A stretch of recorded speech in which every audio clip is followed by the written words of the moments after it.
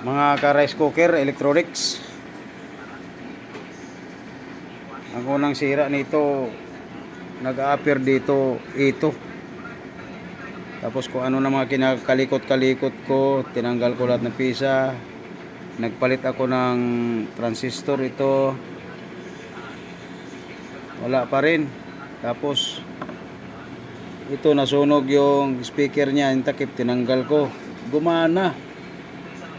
Nasaingan namin ng 2 beses. Tapos mamaya-maya, sinaingan ulit, ayaw na.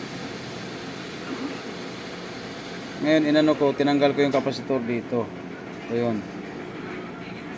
Tinanggal ko dyan. Pinalitan ko nito.